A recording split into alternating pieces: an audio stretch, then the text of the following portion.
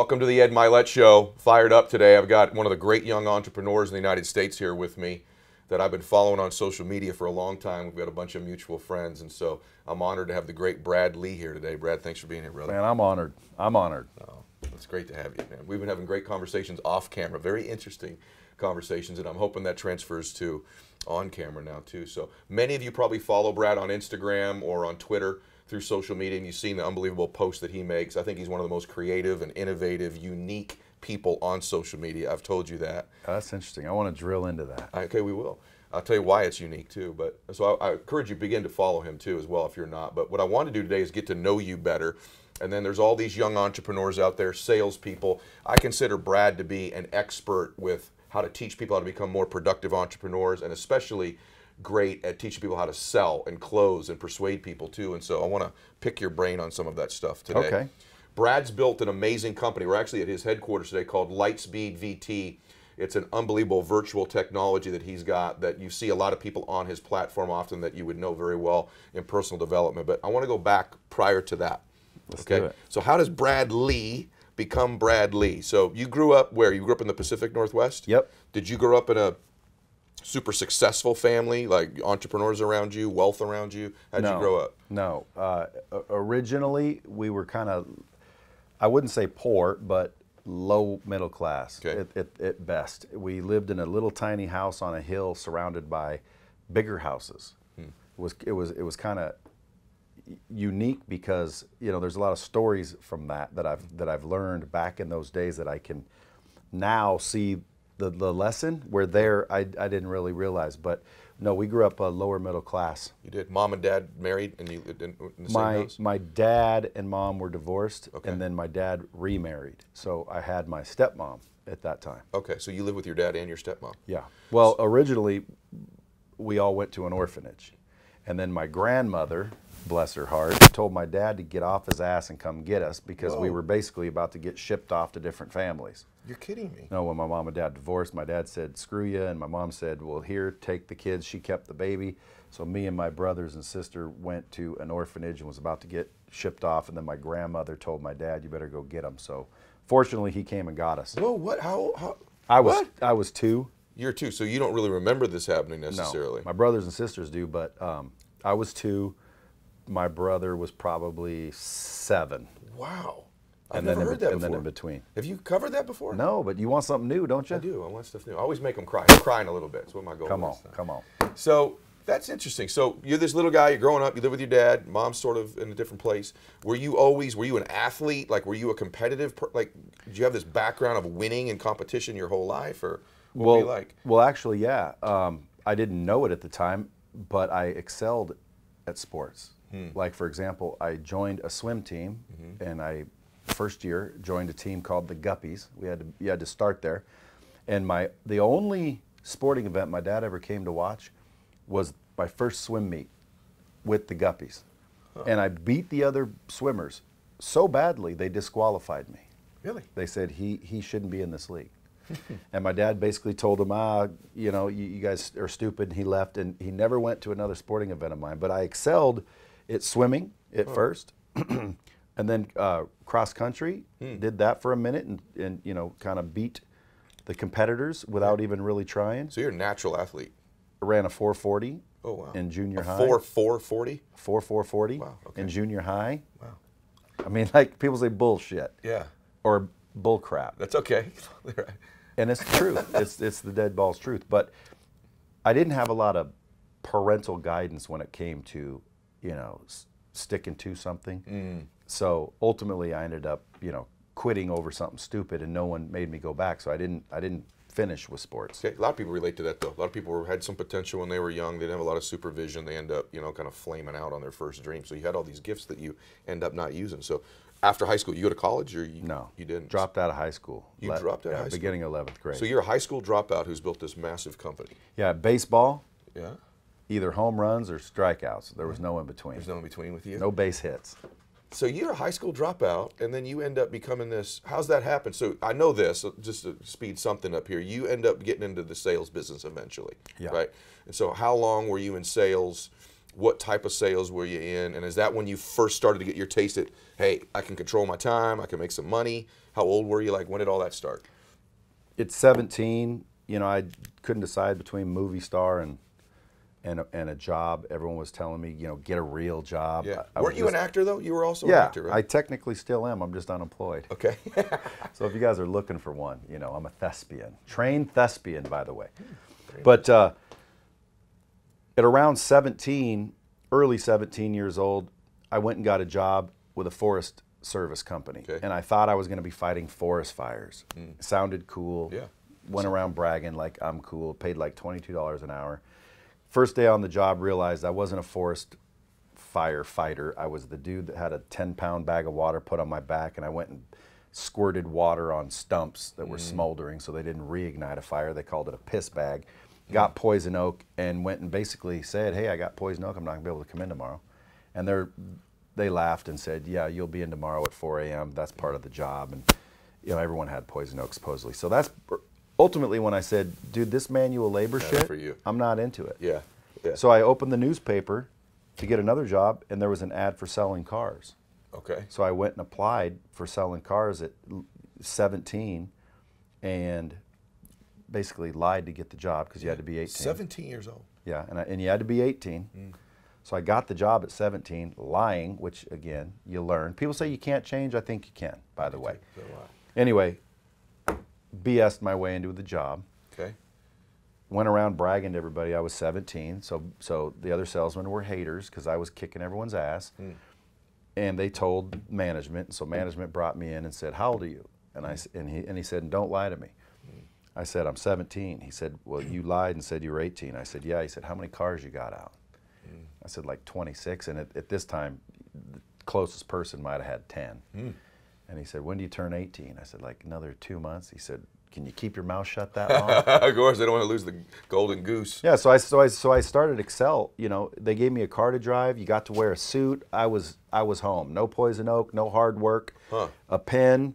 You know, and the way I looked at it, this individual paid for all the cars, paid for the building, paid for the advertising, gave me a pen, and let me have my own little business without investing a dime. That's the way I looked at it. And so I was aggressive and started selling. Talk about that for a second, because I don't think most salespeople think that way, especially if they're not in something where they do have some ownership of it. But you treated selling, this is important, by the way, because I did too young. I started out just in the selling business too. And so, but you treated selling like it was your own business. Well, it is. Elaborate, what do you mean? When you're on commission, you know, you don't have a limit. So if you're going to give me cars, let's use cars or art, because I've sold art, cars, RVs, ridiculous vacuums. Really? Candy bars. Yeah, I've sold everything. Matter of fact, at 6 years old, there's a story about selling candy bars that is pretty funny. But give me it. I want to hear it. Well, I was 6 years old, and they gave out the boxes of candy, world's finest chocolates. Yeah. You remember those? Yes. They were delicious. They were. Yeah. I mean, still to this day, I think they're probably the best actual chocolate with almonds you can find. So I went out and I started selling candy bars, and all the other kids that couldn't sell their candy bars, normally they would ship them back to the company, and that was it. Well, they just gave me all of the candy bars everyone else couldn't sell, and I literally sold every candy bar that the school received. And what like how? Knocking doors? Or yeah, what? I went on, knocked on doors. They'd open the door, and I'd have it behind my back. And when they answer the door, I would say, do you have the phone number to a good roof repairman? And they'd always be like, no. At 6 years old, you saying 6 years old, and I developed it all by myself. I don't know how, but I said, do you have the phone number to a good roof repairman? They said, no, why? And I said, because when you taste one of these, you're going to go through the roof. And people were just buying. Little 6-year-old little face saying that at him. People Can't say no. And people were just buying boxes at a time. That's I'll take 20 of them. So I learned selling then. Okay, I'm going to point this out, what you just did. I told Brad before we went on the camera, because you just did it again, that he has an interesting way of communicating. Do you remember when I told you this earlier? Yeah. And you just did it again. You started it at 6 years old. And this is why I want you to follow him, because a lot of people speak the same way. They'll say, here's what I'm going to tell you, then they tell you. Brad's communication style is it ends up a punchline. So you don't know where you're going, and then boom, you land somewhere. Whether that's a joke or a sales pitch or a close or a statement, you watch when you watch him, and you just so you know, you did it at 6 years old. You start with the candy bar behind your back, right? Yeah. Do you need a roof? You know, and boom, then you come back at them. So you always take them down an interesting road when you communicate. It's very unique to this dude with the way that you talk. It is, and it's why I think your social media stuff's interesting, because it's not like, let me tell you what you need to think, and then you say it. You start out somewhere, and I don't know where we're going, and then boom, there's a punchline, and we land somewhere. And when I say punchline, it may not mean something funny. It just may mean you take me where you're going to take me. It's almost like going around the corner and I find the prize. Yeah. And that's what you were doing when you closed then, too. So that's awesome, by the way. You started that at 6. Started at 6, cool. you know. So let me ask you a question. You're this good closer at 6. You become a great car salesman, young. You've gone on to sell other things and been successful. Then you built this huge training thing that we're going to talk about in a minute. But I'm a salesperson, which, by the way, the first step of that is admitting it, right? That I actually close, I actually sell, right? Give me a couple things that someone out here just got into sales or is in it and struggling, right? Like, what's a couple real keys of being great at closing? One, you've said you own it like your own business, because not everybody does think that way. But give me a couple things. What makes a good closer, a good salesperson, a good persuader? The ability to listen, first of all, because a lot of salespeople really don't listen, and they're not even prepared to ask good questions in order to get good answers. So I'll give you an example. When I used to train people, I would carry around a quarter, a dime, and a nickel. So they can put this on the screen if you're editing this, but pretend this is a quarter, okay, and this is a dime, and this is a nickel. Now, I'm going to ask you a question. I want you to listen. Okay, Bob's mom has 3 kids. The first one is Nicholas. The second one is Demetrius. What's the third one's name? I don't know. What is it? Okay, well, I'm going to have you listen again. Okay, do it again. Bob's mom has 3 kids. The first one is Nicholas. Second one is Demetrius. What's the third one's name? I don't know. See, that's because you're not really actively listening. Okay. Now, actively listen to me. Okay. Bob's mom has 3 kids. The first one is Nicholas. The second one is Demetrius. What's the third one's name? You got me. I don't know. Listen closely. Stop it. Give me the answer. Bob's mom. Bob's mom. It's Bob. There you go. It takes me a while. So you notice that doesn't take you a while. You're not listening actively. I'm struggling with my IQ issues, but I got it eventually. I guarantee it's not that. People do it all the time. They're not listening actively because we're having a conversation and you're not trying to sell me anything. Right. But when someone says what makes the best salesperson, ultimately, were all of you just watching that going, what the hell is wrong with me? Or were any of you with me on that? Like, is at least 5% of you with me that you did not know Bob's damn name? I'd say 90%. Because what it is, the trick is there's a damn N, a D, and a Q. So you're throwing me off with the Q. Yeah. Well, that's why I'd have a dime, a quarter, and a nickel. Yeah. So people just are trying to, because they're not listening. So if you want to be great in sales, first of all, you need to learn to listen closely and actively, and then secondly, learn to ask the right questions. Wow, that is such an awesome illustration right there. My whole audience now just unfollowed me because they know how low my IQ is. Well, watch this. Well, you can edit it, but no, trust me, me, it was awesome. 95% of the people I do that with Yep. never get Bob. Sometimes they'll get it on the third one, occasionally on the second one. Hardly ever they're listening. No, I'm leaving that in there. That's too damn good. However, knowing the right questions to ask, you know, when people start selling things, like if I say, you know, go ahead and sell me that, you know, people will start saying, oh, it's quality leather and it's going to last a long time. And that's not really selling, that's telling. Selling, I have to know what it is about you that values that, and I do that through questions. So if I were going to sell you that, I wouldn't just start selling it. Like most people, that's what they'll do. Like next time you talk to a salesperson that says they're top salesman, say, okay, well, sell me that chair. And they'll say, oh, this chair's constructed this way, and it's the greatest fabric, and it's going to last the best. And they're not asking you, you know, who's the chair for? You know, are you replacing a chair?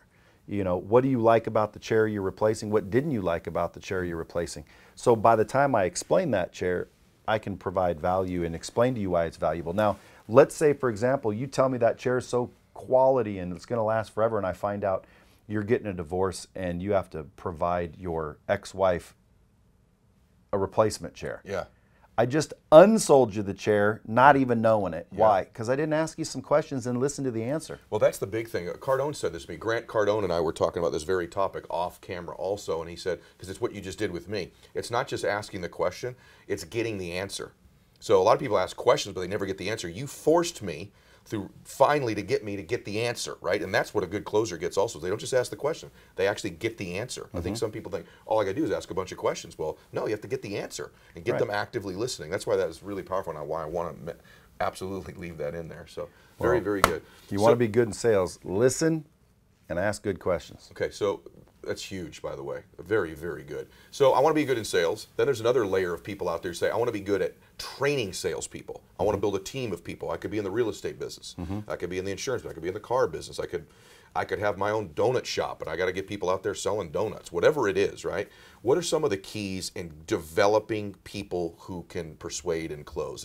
You talk about these 4 steps that I absolutely love in learning how to close or retaining information, et cetera. What are those steps? Well, there's 4 ingredients that you need to have an effective training program. A lot of companies have training programs that aren't really effective. Yeah. And the goal of a training program is to get results. So if you're not getting the result you're looking for, it's not effective. So it's like making a cake, right? There's certain ingredients that you put in a cake. Leave out an egg in your cake and see what happens. It doesn't come out right. Yep. Even leave out one little thing, like the sugar or any of the ingredients. So the ingredients in an effective training program is good content, got to have good content, repetition, which most people lack. Yep. Because training isn't something you did, it's something you do, right? You go to the gym to build muscle, you know anything about that? A little bit. Did you go lift one and then go home? No. No, it takes repetition. Same thing with actual training.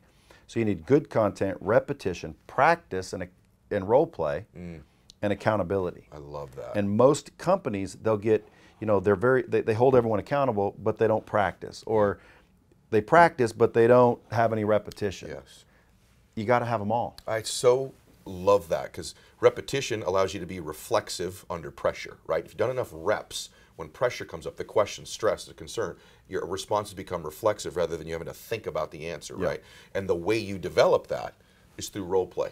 Not telling someone, right? We both agree with this. Not telling me how to do it, but getting me to actually do it is how I build that muscle. So that's a huge tip. Like you say that often, so even I know your own appreciation for it isn't. People that are listening to this don't know that. They don't know that I got to hold people accountable, but I can only hold them accountable if they've done role play, if there's repetition. So all of these are requisites in building a team of people who can move something forward. And I want you to help these folks here because you've not only a great sales guy, you're a great businessman. You're a great entrepreneur. That's how I introduced you, right? I think one of your skills is closing. One of your skills is teaching it. But you've built a great company, right? And there's skills that go with that. What do you think? You're on social media. You hear people ask you questions all the time. Yeah. Why do you think so many people out there are struggling with getting their businesses really off the ground and going? Like, what are some of the main things that you think you're hearing from people? Is it worrying about what people think about them? Is it lack of execution, work ethic? Like, what do you think are some of the real core things that hold people back from building their businesses? In my opinion, mainly it's because A, they were taught wrong. Their belief system is backwards. And then B, they don't want to be uncomfortable. They don't want to put in the work. So why doesn't everyone have abs? It's not secret information on how to get abs. Right. You can get abs, I can get abs. How come we don't have them? Because it's freaking hard work. It's uncomfortable. I don't want to do it. Well, you got to make those choices, and sometimes not having the knowledge will be the reason, and the other reason is they don't want to put in the work. Yeah. They want to use excuses. Yeah. And so let's go to that excuse thing for a second. This is the hard question because I say that same thing, right?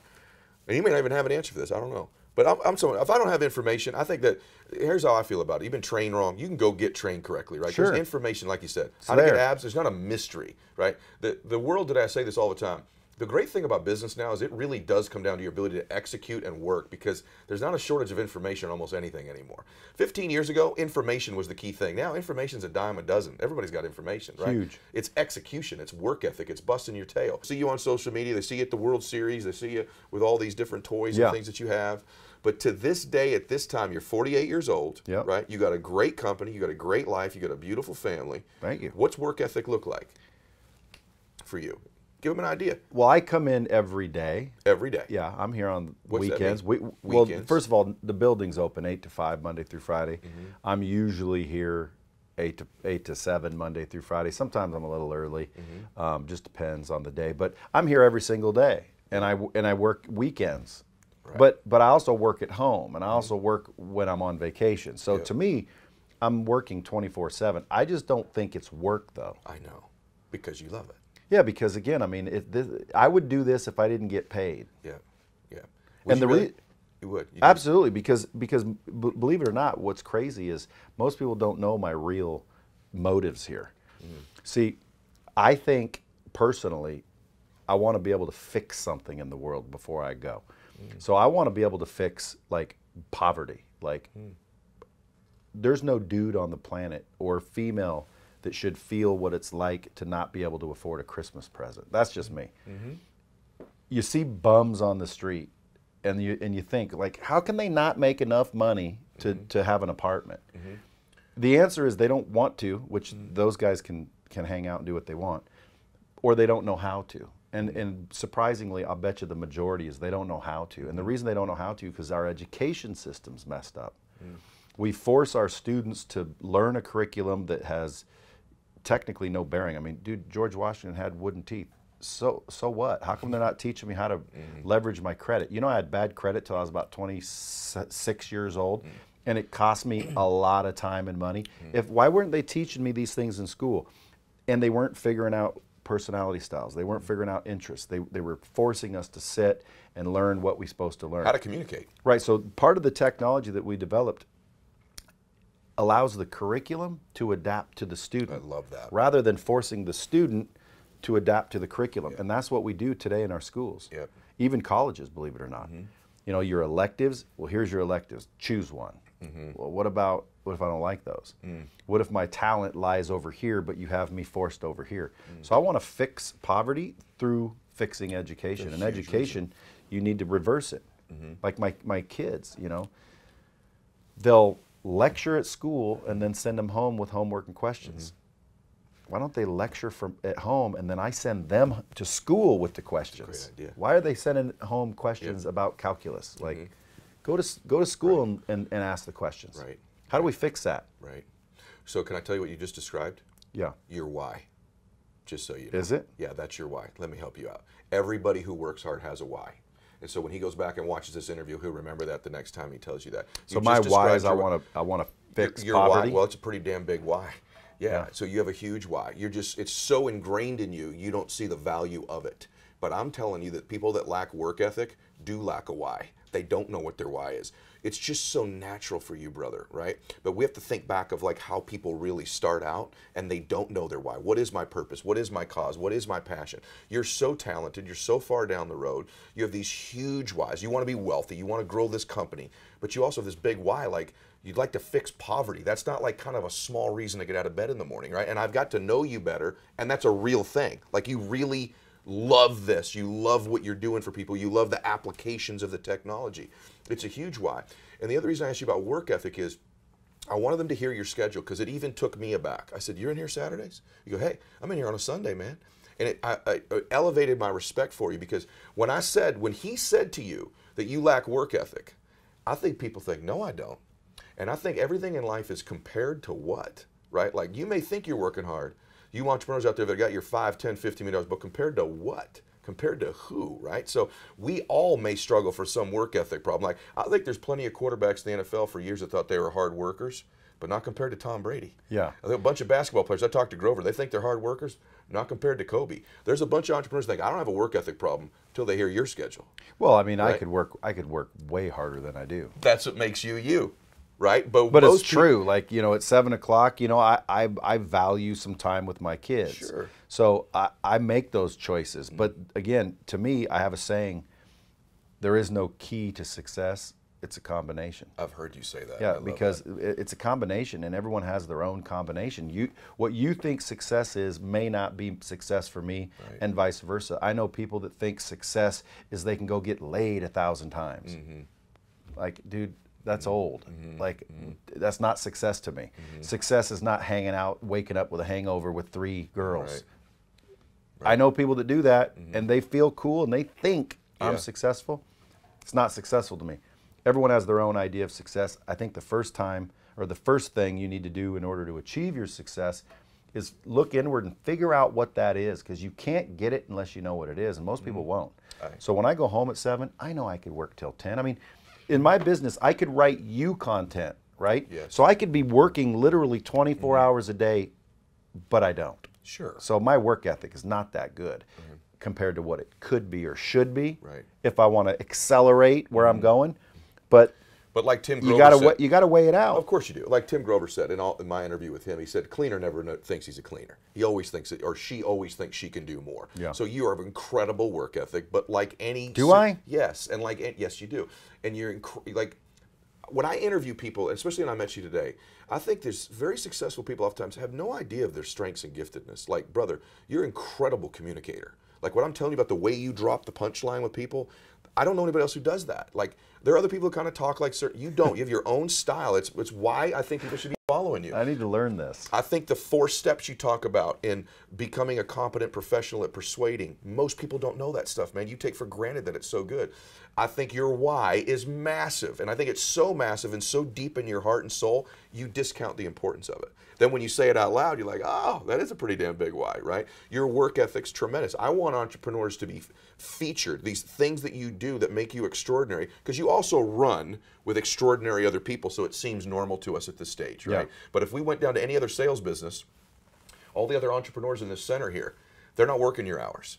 Their content's not as good as you. Their technology's not as good as you. And so compared to what, your work ethic, right? That's what I want you all thinking about. And I think that's something that you're great at. The other thing you have, a couple more things I want to ask you. Well, I think it's a great business conversation too, for people to kind of sneak and listen in on. But how important is it to you to have some people around you in your associations? We're talking about a couple mutual friends of ours and neighbors here and stuff. Like, has it been important to you to try to add people to your peer group that are just friends of yours that stretch you a little bit, that push you? Has that ever been something you thought about, or it just sort of happened? And does that help you? Well, I mean, absolutely. Absolutely. Like, I mean, give me an example of somebody. Well, listen, I mean, just like a house, right? If you've got the most expensive house in the neighborhood, you're pulling up the value of the other homes. Make sense? Yeah. I don't want the most expensive house in the neighborhood because I want to be one of these that are getting the value pulled up, because your house, which is probably the most expensive, these houses are pulling your house down. You're pulling these house values up. So I look at that in people. I don't want to be the most expensive house on the neighborhood. I'm hanging around guys that are making me look like I don't have work ethic, or I'm not to that level. Why? Because again, it's just they're pulling you up. Not only that, but like they just think different. You know what I'm saying? There's people like Tony Robbins. He wants to feed 1 billion people. Yep. Like, who thinks like that? Yeah, right. Well, I want to hang around people that have bigger, loftier goals than, hey, I want to make 100,000 so I can buy, whatever I want to buy. Yeah. Like, what about the rest of humanity? Yeah, how do you fix it? When you thought of, when you said that your goal about poverty and the education system, the first person I thought of was Tony. And I also think of, in terms of getting people together too, I thought, what a great, I know you know Tony as well, but like, what a great pairing for you as well, like, because you've got similar goals, and he could pull the house values up, so to speak. Well, he's a machine. He is a machine. He is. He's one. I just did an engagement with Tony yesterday here in town, and he wasn't feeling good and just pulled off 4.5 hours. His work ethic makes mine look ridiculous. And mine. And by the way, and that's why us all associating together benefits us, but those of you that are watching this that live in Missouri or Chicago or Australia or South Africa, and you got to find people where you are that pull your house value up. That's a wonderful way that you explain that. Get around some people. Introduce yourself to people. Start to try to associate with people who pull you up.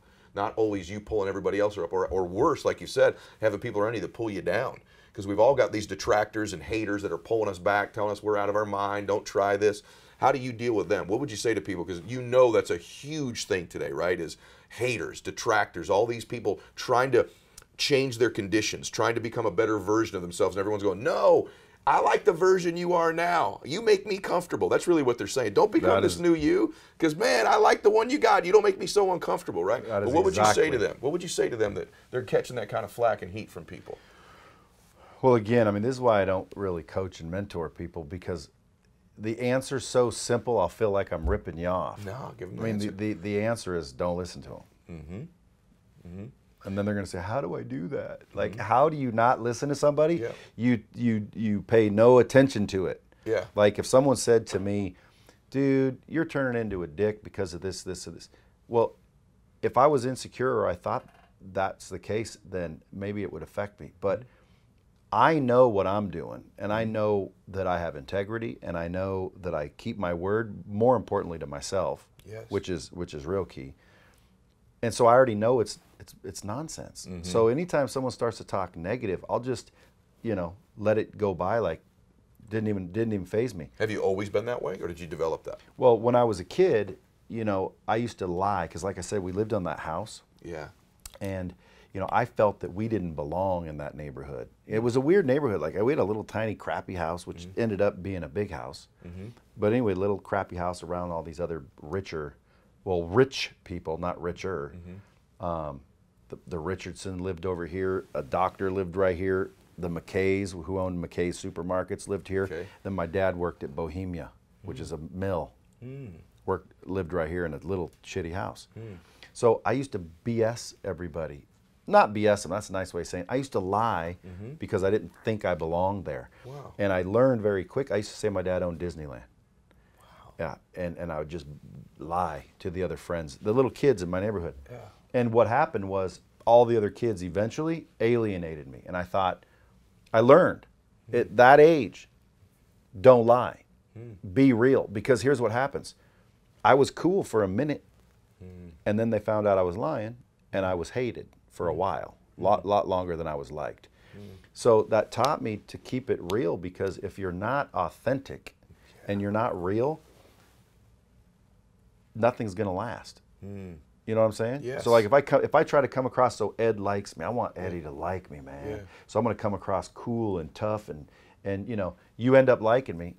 It's only temporary, because as soon as you realize I'm not, it'll fall apart, and that causes even more misery. You said something so huge. You said, I keep promises I make to myself first. And that's key. And I talk about that a lot too, because I think that's the foundation of confidence, is that you can trust yourself. You've kept promises you've made to yourself over and over and over again. You build a reputation with yourself. See, I never thought of it, but I like that. Well, you do. You build a reputation with yourself, and so then your reputation with other people isn't as important to you. Right, because your reputation is not what matters. Your character is what matters. Your reputation is going to change with what way the wind's blowing, right? But most people are so concerned with their reputation with other people because they don't have one with themselves, which means they don't have self-confidence. And you nailed it. Their self-confidence comes from the fact that they have a habit of keeping promises they make to themselves. So I totally agree. It's funny how we both get to the same place differently, right? Like we really do believe the same things. It's real interesting how we end up getting there. So. Last thing, by the way, he talks about keeping it real, and that's his tag, the real Brad Lea, right? That's where we find you on Instagram. Is that the same on Twitter too? Same everywhere. Okay, so the real Brad Lea. Is that why you put that in there? Because you're going to keep it real, or is there another guy with that name? So you thought I better make the real one. Well, there's a couple of reasons. That's the main one. Okay. But the real reason, because again I keep it real, is someone had a Twitter handle when Twitter was just coming out, and they had my name. I knew them. They got my name on purpose and was tweeting stupid shit like, man, I get all the ladies, and they were trying to be funny. Okay. And so I'm like, dude, knock that off. Like that, I'm known a little bit, and that's going to make me look stupid. And that's what made them laugh about it. Okay.